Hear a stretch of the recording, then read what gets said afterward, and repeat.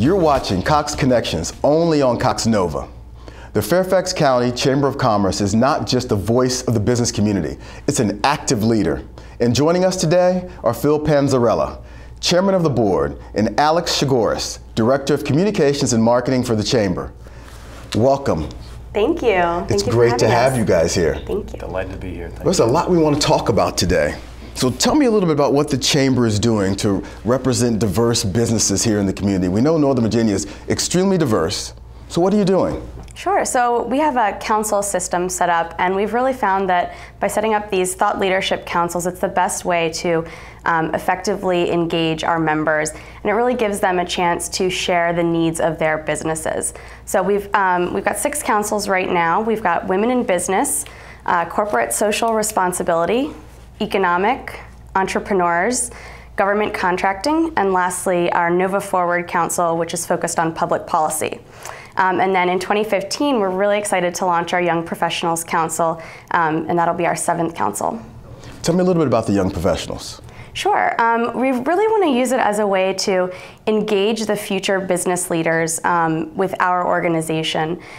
We also want to use it as a way for the business leaders of today to understand what those rising stars are going to want in the future. You know, JD, and one of the things we found out about our young professionals is that they have a lot to offer and they want to be involved, and this is one way for them to get involved and to see how to get more involved with their community, not only from a business perspective, but from many of the other aspects that the Chamber's involved in. It's amazing the talent the young professionals bring, an amazing, amazing amount of talent. So do you have any events coming up? We do. In November, we'll have our 12th annual Government Contracting Awards. And it's really our way to celebrate the successes in the government contracting industry and give individuals a way to just celebrate everyone in that community. We also have a really exciting event with our Women in Business Council in December. We're going to have Mika Brzezinski, the co-host of MSNBC's Morning Joe, joining us. So we're very excited to host her. And then we also have in 2015 our Innovation Awards, which is a brand new program. It's the inaugural program, and it's really a way for us to open that up to the business community. There's so much going on in the Washington, D.C. metro region that innovation is really inherent to our culture. So we want to find a way to celebrate those successes in the business community. So can you expand on the Innovation Awards a little bit? I'm kind of curious about that. Right. So the application process is now open and will be open until January of 2015. And we're really looking for innovators across all industries: tech, marketing and advertising, healthcare, hospitality and tourism. And it's not just for service provided, it's also for products. So we're really looking across a broad spectrum here. Great. What are you doing to engage the business community as it relates to state and local government and elections that are going on now? Of course, we have a very robust advocacy program. And this year alone, we hosted 5 political events. Most of those were town hall, candidate forum type of events. But we also hold an annual debate that's really become a tradition here in the Commonwealth that we're really proud to be a part of. This year we held our Senate debate. And it was really a way for the business community to be right in front of the candidates and for the candidates to be in front of a very specific group of people. It was a great event. I was actually there. Absolutely a great event. Very well organized, and a lot of information was shared. They really targeted what they're doing and what they stood for, and I was really impressed at how that ran. So very good, very great event. So let's fast forward a little bit and talk about the region and what's going on in the region. What are you doing from a region perspective as it relates to collaboration? Well, you know, JD, that's a great question. I mean, one of the things we recognize is that there has to be greater collaboration across the entire state, because we think a lot of the issues that we're facing from an economic perspective, a workforce perspective, an education perspective are regionally oriented and are impactful to the entire state. So we're working to try to create a broader collaboration, the thought leadership that's necessary to bring public-private partnerships together to affect some of the issues and the many challenges we're going to be facing not only today but in the future. So when you talk about those issues, let's kind of talk a little bit about one of the major issues near and dear to me, being a vet, veterans coming back and finding jobs and finding opportunities. Are you doing anything as it relates to that?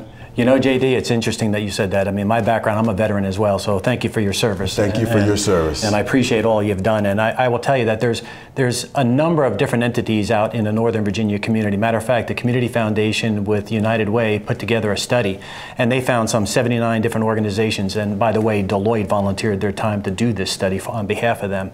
And they found 79 different organizations, all well-meaning organizations that are trying to affect the veteran community. So what we see is the role for the Chamber of Commerce. It's not only about employment, but one of the things the study found was that it's also about reintegration into the environment. So it's all the ecosystem of support type services that they need help in finding. So we see the Chamber's role as bringing that and being the collaborative, integrative effort to try to bring that community together in a broader way.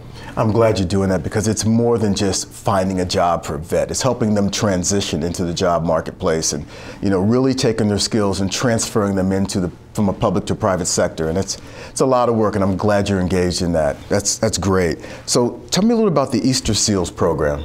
Well, you know, Easter Seals has created a veteran staffing network that actually employs veterans, and not only train the veterans, they help them with resumes, they train the employer, and they do a lot in the area of veteran staffing, and they've created a great program. The Easter Seals brand has wrapped itself around veterans issues, not only from employment, but from child development, elderly care, and those kinds of things, and what a great brand to wrap itself around. But one of the things we've been able to do is team them up with the U.S. Army Reserve, and so the Army Reserve has a need to place their military families and reservists as well. So we teamed them up with Easter Seals, and we're going to do a signing ceremony to create that memorandum of understanding to enable more, not only military, but their Army Reserve to get more involved. So if our viewers want to learn more about this, we have some veterans listening in. How could they get engaged with you? What could they do? How could they connect? The best way to connect is to check out our website, www.fairfaxchamber.org. We're also very active on Twitter. We really share a lot of our ideas, our upcoming events, and we like to share member news as well. Our handle is @FairfaxChamber, and we're also on Facebook. You can search Fairfax County Chamber of Commerce. Great. It has been great having you guys here. Thank you for sharing information from one vet to another. Thank you for your service. Appreciate it. Great. Thank you.